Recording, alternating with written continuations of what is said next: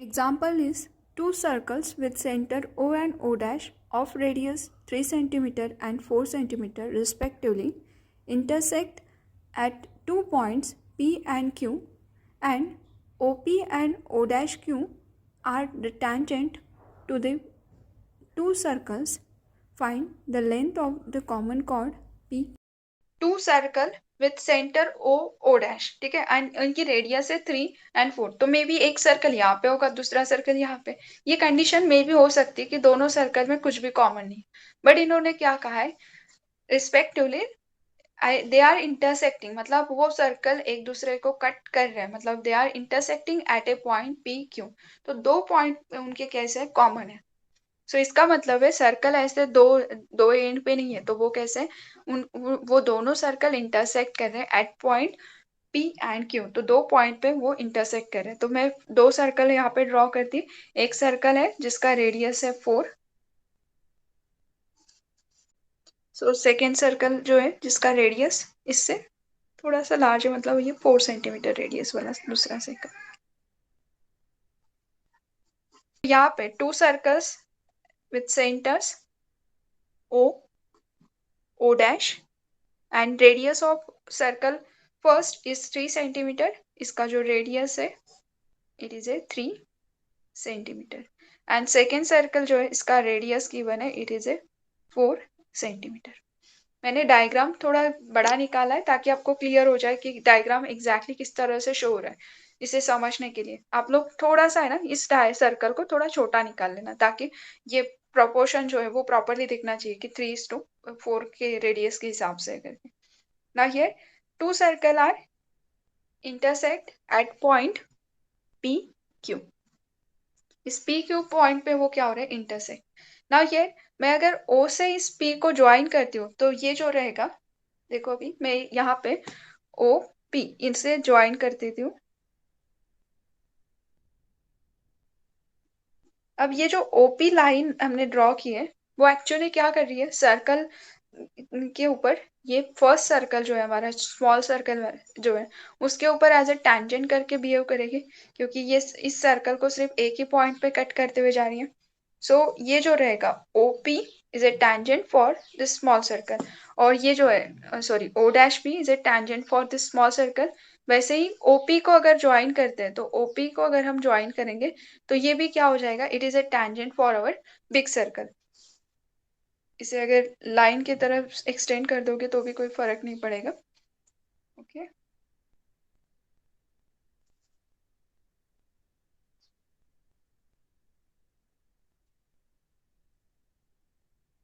ना ये question is, इनका जो कॉमन कॉर्ड है उसे क्या करना है आपको, लेंथ फाइंड आउट करना है, length of common chord PQ।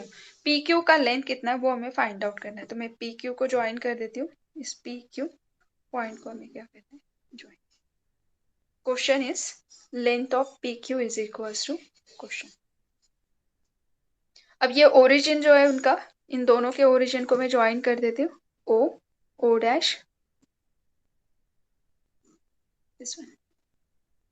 अब ये O O डैश ज्वाइन करने के बाद में ये डायग्राम थोड़ा सा मैंने इस तरह से निकाला, इसलिए ये ऐसे थोड़ा आड़ा टेढ़ा शो हो रहा है, लेकिन देखो ये जो है इट इज ए 3 सेंटीमीटर, ये है इसका 4 सेंटीमीटर, और ये जो रहेगा ना OP, ये ज्वाइन करने के बाद में OP इज ए परपेंडिकुलर होता है इस O O डैश के ऊपर। तो OP अगर ये परपेंडिकुलर है O O डैश के ऊपर तो मैं इसे लेबलिंग करती हूँ, it is A M point. And again the class 9th में एक थ्योरम है, अगर आप कॉर्ड के ऊपर ओरिजिन से परपेंडिकुलर ड्रॉ करते हो, ये कैसा है, ये 90 डिग्री एंगल क्रिएट हो रहा है यहाँ पे। So O dash M is perpendicular on chord O PQ, और O डैश ओरिजिन से अगर किसी कॉर्ड के ऊपर परपेंडिकुलर ड्रॉ किया है तो जिस पॉइंट पे आपने परपेंडिकुलर ड्रॉ किया है वो पॉइंट क्या करता है, इस कॉर्ड को बाइसेक्ट कर देता है। मतलब यहाँ से PM ये जो भी डिस्टेंस रहेगा ये एग्जैक्टली इक्वल किसके होगा, MQ के। यहाँ तक के क्लियर है। O dash M is perpendicular on PQ chord. So M point bisect the chord PQ. So here PM is equals to MQ. ये distance equal हो जाएगा। ना यहाँ पे राइट एंगल ट्राइंगल है, ठीक है, ये तो राइट एंगल ट्राइंगल दिख ही रहा है यहाँ पे। अब मुझे प्रॉब्लम क्या है कि ये हमें पता है कि ये दोनों का ये तो इक्वल है करके। ना व्हाट अबाउट द लेंथ, एक तो इस साइड का लेंथ, ये साइड का लेंथ अगर मिलता है तो हम इसकी हाइट को फाइंड आउट कर सकते हैं। जो जो हमारे पास में डायग्राम से हमें मिल गया, मैं बस इसको एक बार लिख देती हूँ यहाँ पे कि हमने क्या क्या किए थे। फर्स्टली सॉल्यूशन के अंदर यही प्रोसेस को आपको फॉलो करना है।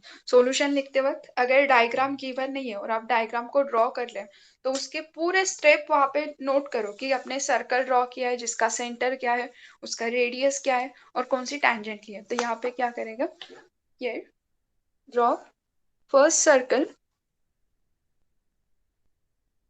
With centre O and radius 3 centimeter. Also draw second circle.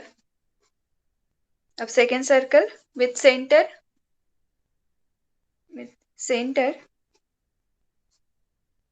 O dash and radius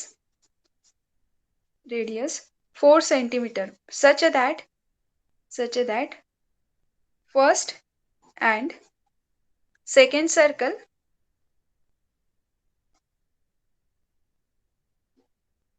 intersect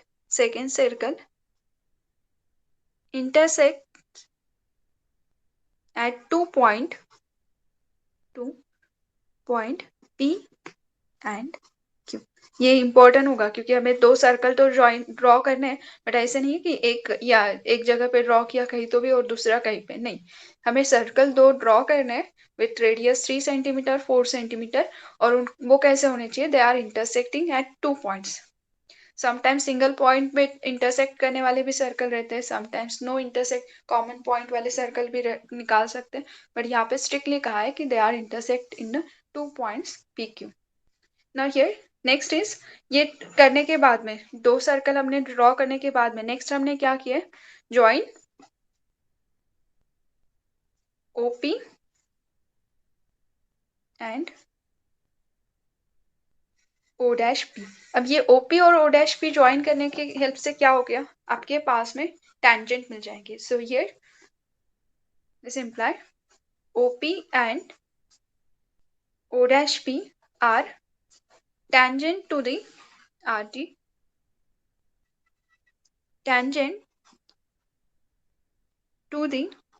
two circle। Next condition क्या हो जाएगी, अगर ये tangent to the circle, next हमने क्या किए थे, O डैश को ज्वाइन किया था, join O dash and PQ। अब PQ को ज्वाइन करने की वजह से PQ क्या हो जाएगी, PQ is common chord of circle first and second circle. PQ क्या हो जाएगा, PQ is common chord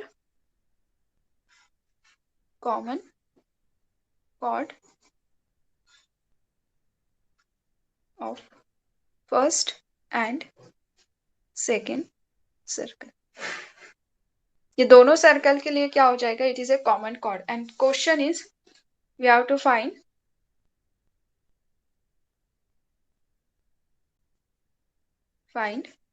PQ is equals to length of PQ क्या है वो हमें फाइंड आउट करना है। Now O dash M is perpendicular on PQ, this imply M bisected chord PQ, so therefore PM is equals to MQ। so here एक तो हमें ये वाला नोन है कि angle PMO is equals to 90 degree is equals to PMO dash, ये दोनों क्या हो जाएंगे, it is a 90 degree angle. और second thing is angle also angle OPO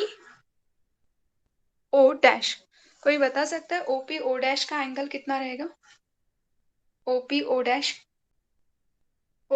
dash का एंगल कितना होगा। O dash P क्या है, tangent, हमने यहाँ पे बता दिया है O dash P is a tangent ये स्मॉल सर्कल का टेंजेंट है, और ये ओ डैश भी अगर ये टेंजेंट है स्मॉल सर्कल का और आपने ओ पी को ज्वाइन किया तो पी पॉइंट पे एंगल कितना क्रिएट होगा? 90 डिग्री। 90 डिग्री। रेडियस ऑलवेज क्या होता है? परपेंडिकुलर, तो ये हो जाएगा यहाँ पे 90 डिग्री एंगल। सो ये O P O dash is 90 degree angle. इससे क्या हो रहा है? ये राइट एंगल ट्रायंगल मिल रहा है आपको, that is a O P O dash is right angle triangle. अगर ये राइट एंगल ट्रायंगल है, हमें ओपी का लेंथ पता है, it is a 3 centimetre. O P O dash का भी लेंथ पता है, इट इज ए 4 सेंटीमीटर। ये गिवन ही है, both are the radius of circle. ये स्मॉल सर्कल का रेडियस है और ये बिग सर्कल का रेडियस है। सो दोनों रेडियस पता है, तो फिर अननोन क्या रह गया? Only hypotenuse. सो आपके पास में ऐसे टाइप का एक ट्रायंगल आ गया है, जिस ट्रायंगल के अंदर ये पी पॉइंट यहाँ पे, O point, O dash point, और यहाँ पे 90 डिग्री। ये साइड है 3, this is a 4। So by Pythagoras theorem it is a o dash is equals whole square is equals to op square plus po dash square, and it is a 9 plus 16, that is nothing but 25. So o dash is equals to 5 centimetre.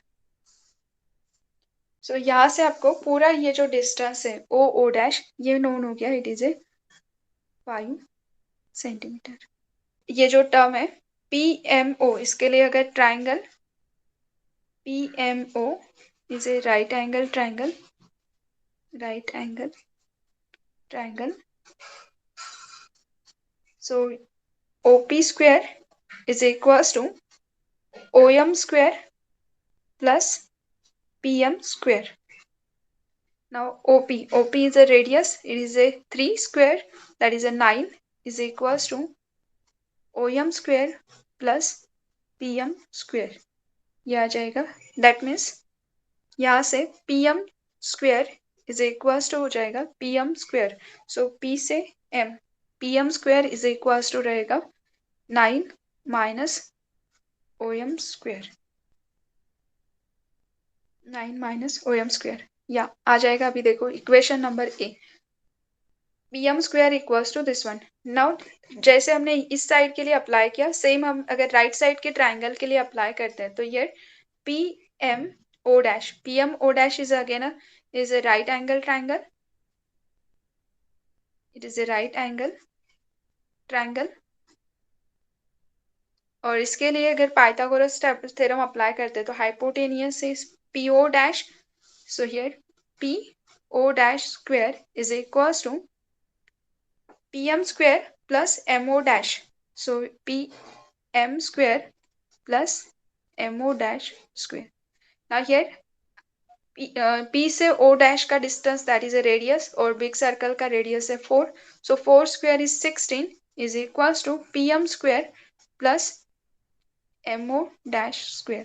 अब इन दोनों में common है pm, तो मैं इसको भी pm equals to लिखती हूँ, तो here pm square is equals to 16 minus mo dash square, this is equation number B।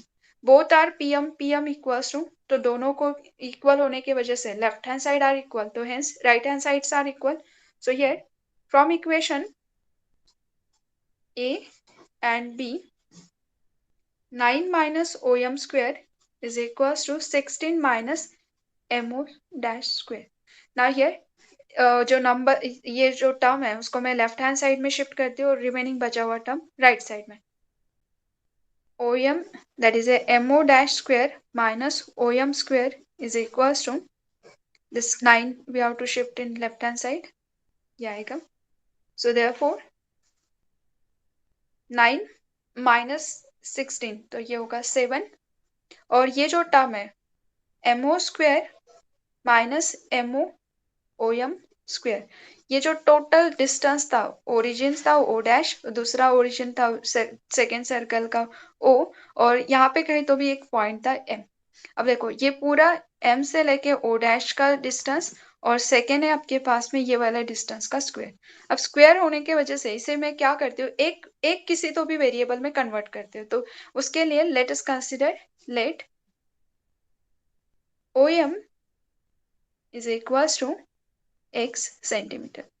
इसे हम कंसिडर करेंगे कि लेट अस कंसिडर ये जो डिस्टेंस है इट इज x सेंटीमीटर। अब टोटल डिस्टेंस हमें पता है O से O डैश टोटल डिस्टेंस कितना है, इट इज 5 सेंटीमीटर, हमने अभी फाइंड आउट करके रखा है। अगर टोटल डिस्टेंस 5 है, OM को आपने अगर x कंसिडर किया है, तो what about the MO dash, ये M से लेके O डैश का डिस्टेंस क्या होगा, टोटल इज 5, उसमें से ये स्मॉल डिस्टेंस x को सब्ट्रैक्ट करो तो ये हो जाएगा 5 minus x centimetre. Is it clear, ये कैसे लिख रहे हैं? अगर ये आपने कंसिडर किया हुआ है, सो ये दोनों वैल्यू मैंने इसमें अगर पुटअप करती हूँ तो M से लेके M O डैश ये डिस्टेंस है 5 माइनस x, और यहाँ पे इसका square minus OM is x square is equals to 7। a minus B bracket square का फॉर्मूला अप्लाई कर दो, तो ये जो है 5 माइनस x, इसके लिए अगर a minus B bracket square formula apply करते हैं तो it is 25 minus twice ax a into b, so it is 10x plus x square minus x square equals to 7। x square minus x square get cancel, ये plus 10x square में right side में shift करती हूँ तो ये minus 10x square right में जाके होगा प्लस, और ये 7 लेफ्ट में शिफ्ट, तो ये वाला टर्म, तो देयरफॉर ये हो जाएगा 10x इज इक्वल्स टू 7 को सब्ट्रैक्ट करो 25 में से, सो इट इज 7 अगर सब्ट्रैक्ट करते हैं तो remaining is 8, 18. that is x equals to 1.8 centimetre. So M से लेके O तक का डिस्टेंस है 1.8 सेंटीमीटर, और M से O डैश का डिस्टेंस हम फाइंड आउट कर सकते हैं, it is 5 minus x। Therefore